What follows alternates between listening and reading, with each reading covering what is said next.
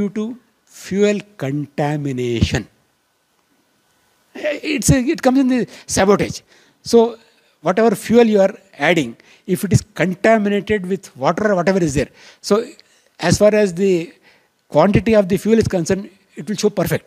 But it is contaminated with something which prevents the burning of the fuel. Air India விமான விபத்து எப்படி நடந்தது அப்படிங்கிறத தான் இன்னைக்கு உலகம் முழுவதும் தேடிக்கிட்டு இருக்காங்க. இது தொடர்பான ஆய்வுகளும் இது தொடர்பான அசம்ஷன் அதுவும் அதிகமாகவே பேசுபொருளாக மாறியிருக்கு. இப்போ மிக முக்கியமான தகவல் ஒன்று கசிஞ்சிருக்கு. இதுவரைக்கும் யாருமே சொல்லாத ஒரு அப்டேட்டு. எரிபொருளில் கலப்படம் கலந்திருக்கலாம் அல்லது எரிபொருளில் மாசு கலந்திருக்கலாம் அப்படிங்கிற ஒரு ரிப்போர்ட்டு. இது எப்படி அந்த இடத்துல உள்ள என்ட்ராச்சு, எந்தெந்த நிறுவனங்கள்கிட்டலாம் இந்த ஏர் இந்தியா இந்த ஃபியூலை வாங்குறாங்க, எரிபொருள் அந்த ஏரோப்ளேனில் எவ்வளவு நிரப்ப முடியும், எவ்வளவு நிரப்பியிருக்காங்க, இது தொடர்பாக அமித்ஷா ஓப்பன் டாக்காக ஒரு ஸ்டேட்மெண்ட்டை வளரி வச்சிருக்காரு. அது என்ன அப்படிங்கிற டீட்டெயில் ரிப்போர்ட்டையும் கருப்பு பெட்டி டிவிஆர் இதெல்லாம் கைப்பற்றப்பட்டிருக்கு. இதை வச்சு அடுத்து என்ன செய்ய போகிறாங்க அப்படிங்கிற ஒரு பெரிய ஹியூஜ் ரிப்போர்ட்டை பற்றி தான் நம்ம பார்க்க போகிறோம், பேச போகிறோம். வாங்க பார்க்கலாம் உறவுகளே. இது பிரசாத் சிக்னேச்சர். நீங்கள் ஒரு ஜேர்னலிஸ்டாக இல்லை நியூஸ் ரீடராக வரணும்னு ஆசைப்பட்றீங்களா? அப்படின்னா இது உங்களுக்கான பெரிய வாய்ப்பு. ஒரு பெரிய இலக்கோட அதற்கான முதல் படிக்கட்டு தான் இந்த பயிற்சி பட்டறை. தியரட்டிக்கல் அண்ட் ப்ராக்டிக்கல் கிளாஸினுடைய முடிவில் சர்டிஃபிகேட்டும் கொடுக்கப்படும். தொடர்புக்கு 94493594 என் நம்பருக்கு காண்டாக்ட் பண்ணுங்கள்.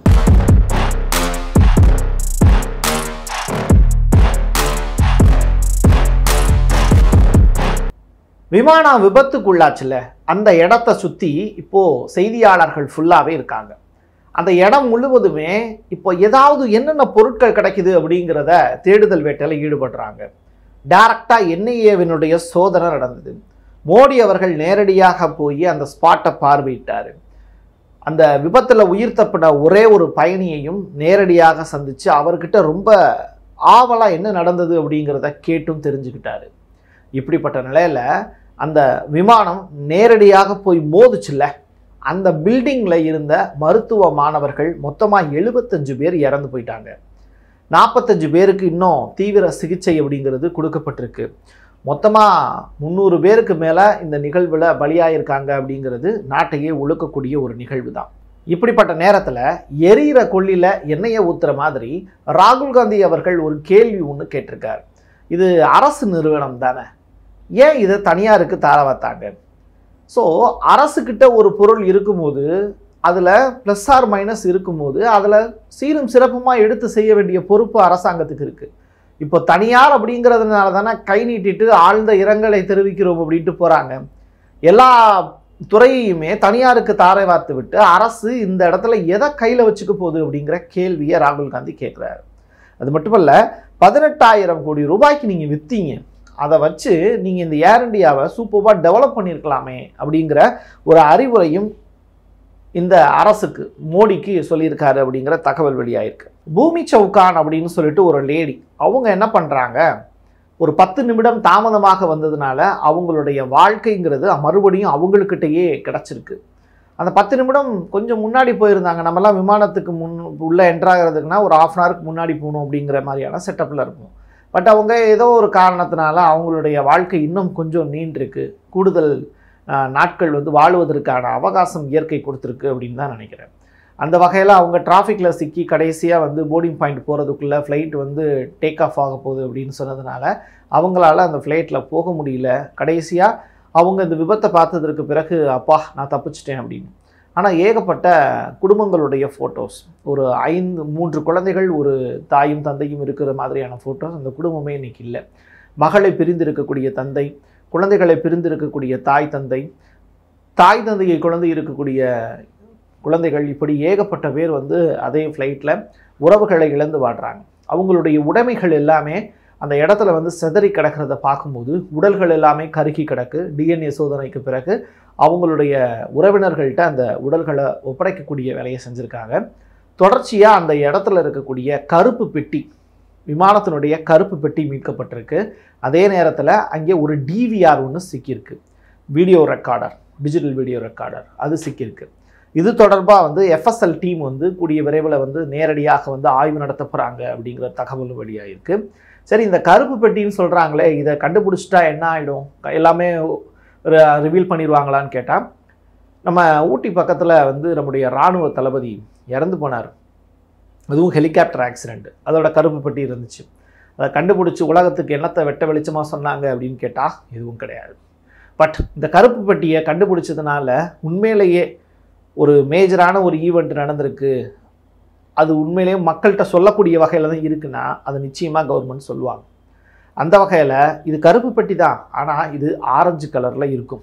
அப்புறையே இதுக்கு கருப்பு பெட்டின்னு பேர் வச்சாங்க. விமானியினுடைய அறையில் கடைசி 2 மணி நேரம் நடந்த நிகழ்வுகள் எல்லாமே, பேசின ஆடியோ எல்லாமே இதில் ரெக்கார்டாக இருக்கும்.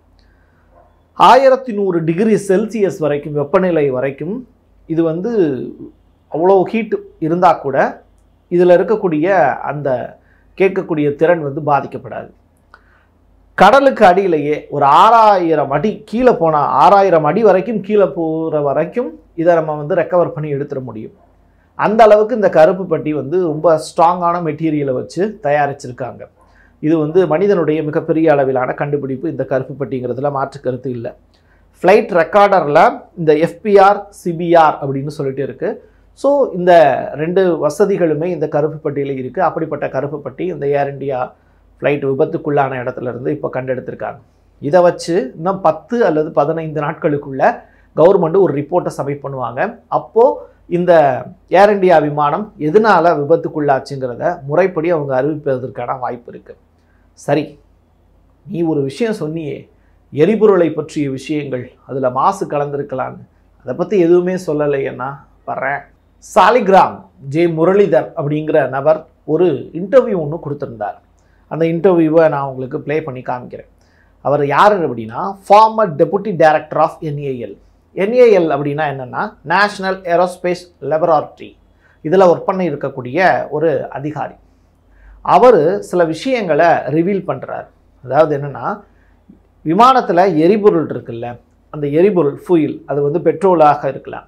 அந்த பெட்ரோல் தரமற்றதாக இருக்கக்கூடிய பட்சத்தில், அந்த இருக்கக்கூடிய டேங்கில் மாசு அதிகமாக இருந்ததுன்னா, அவ்வளவு அடி உயரத்தில் அது பறக்க ஆரம்பிக்கும் போது அது சரியாக ரன் ஆகாமல் அது ஒட்டுமொத்தமாக வந்து ஒரு பெரிய லாக் ஆகி, ஏர் லாக் ஆகி அது வெடித்து செதறுவதற்கான வாய்ப்பு இருக்குது அப்படிங்கிற ஒரு விஷயத்தை பதிவு செஞ்சுருக்கார். இது வந்து அவர் என்ன சொல்கிறாருன்னா, இது வந்து ஒரு கான்ஸ்பிரன்சியல் தியரி தான். இது வந்து நாங்கள் வந்து இது இது இது இப்படி தான் அப்படின்னு நான் சொல்லலை, பட் இப்படி ஒரு ஆங்கிள் இருக்குது இதில் அப்படிங்கிறத அவர் சொல்லியிருந்தார். அப்போது இது ரிலேட்டடாக நம்ம வேறு விதத்தில் இதை எப்படி செக் பண்ணி பார்க்குறது அப்படின்னு சொல்லி பார்க்கும்போது, அமித்ஷா அவர்கள் ஒரு ஸ்பீச் ஒன்று கொடுத்துருந்தார். அந்த ஸ்பீச்சில் அதாவது 1,25,000 லிட்டர் எரிபொருளை இது சுமந்துட்டு போச்சு அப்படிங்கிற ஸ்டேட்மெண்ட்டை சொல்லியிருக்கார்.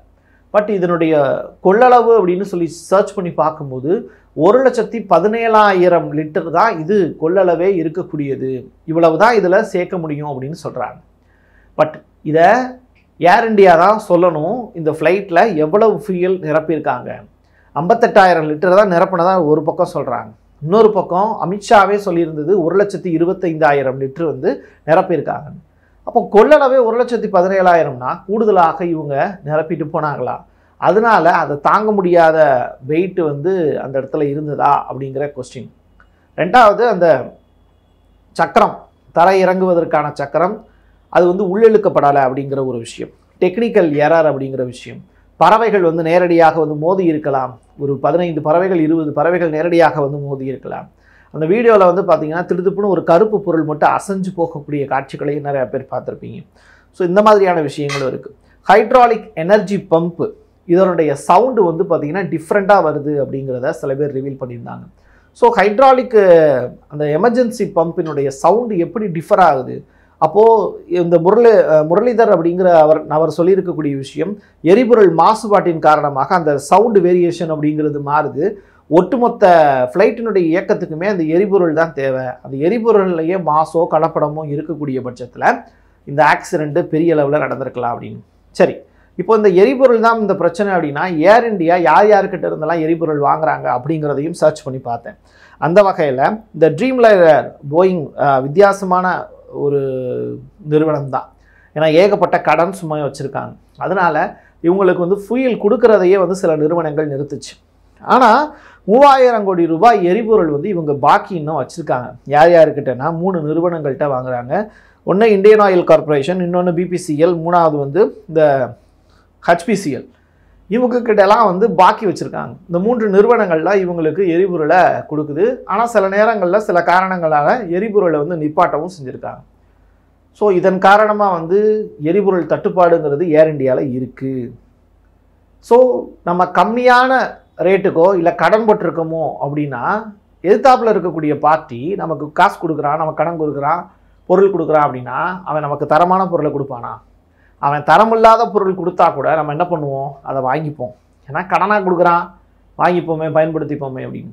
இப்போ பெட்ரோலுக்கு பதிலாக மெத்தனால், எத்தனால் உள்ளிட்ட வார்த்தைகள்லாம் பயன்படுத்துகிறாங்க. இந்த ஃப்ளைட்டில் பெட்ரோலை தான் பயன்படுத்தினாங்களா அப்படிங்கிற பெரிய கொஸ்டின் மார்க் இருக்குது. ஸோ இதெல்லாம் வந்து கவர்மெண்ட் வந்து கண்டுபிடிச்சி மக்கள்கிட்ட சொல்லணும் அப்படிங்கிறது தான் நம்முடைய எண்ணப்பாடு. இன்றைக்கி ஃபாதர்ஸ் டே. பட் இந்த ஃபாதர்ஸ் டேக்கான விளம்பரம் ஒன்று கிட் ஜானியா அப்படிங்கிற ஒரு நிறுவனம் ஒரு ஆடு ஒன்று வெளியிட்டாங்க. அந்த ஆடு வந்து பார்த்திங்கன்னா மிட் டே அப்படிங்கிற செய்தித்தாளில் வெளியாச்சு. அது வந்து ஃபாதர்ஸ் டே செலிப்ரேஷனுக்காக அவங்க கொடுத்துருந்தாங்க. ஆனால் ஏனோ தெரில அவங்க ஒரு கட்டடத்துக்கு உள்ளே வந்து ஃப்ளைட்டு போகிற மாதிரியான, பாதி ஃப்ளைட் வெளியில் தெரிகிற மாதிரியான ஒரு புகைப்படம் அந்த இடத்துல வெளியாச்சு. காலையில் செய்தித்தாளில் வந்து அந்த ஃபோட்டோ வெளியாகுது. மதியம் 1:38க்கு இந்த ஆக்சிடெண்ட்டு நடக்குது. இந்த ரெண்டையும் நீங்கள் பொருத்தி பார்க்கும்போது எப்படிரா காலையில் ஒருத்தன் முதல் நாள் நைட்டு ஒருத்தன் அசம்ஷன் பண்ணி இந்த ஃபாதர்ஸ் டேக்காக ஒரு செய்தித்தாளுக்கு வரையப்பட்ட புகைப்படம் அடுத்த நாள் காலையில் ஒரு ஈவெண்ட்டாக மாறி அதே மாதிரியான ஒரு புகைப்படத்தை நிஜமாக்கக்கூடிய வகையில் ஒரு சம்பவமே நடந்திருக்கு. அது ஒட்டுமொத்த உலகத்திற்கான செய்தியாகவே மாறி போயிருக்கு. யாருப்பா அந்த டிராயிங் மாஸ்டர் அப்படிங்கிற கேள்வியும் இப்போது மக்கள் தேடிக்கிட்டு இருக்காங்க. உங்களுக்கு அந்த டிராயிங் மாஸ்டருடைய பேர் தெரிஞ்சதுன்னா நீங்கள் கமெண்ட் பாக்ஸில் பதிவு செய்யுங்க. என் கையெழுத்தியல் மக்களுக்கான உறவுகளே, மீண்டும் ஒரு பதிவில் சந்திக்கிறேன். நன்றி, வணக்கம். நீங்கள் நம்ம சேனலுக்கு விளம்பரம் கொடுக்க விருப்பப்பட்டீங்கன்னா 9449359524 இந்த நம்பருக்கு கான்டாக்ட் பண்ணுங்கள்.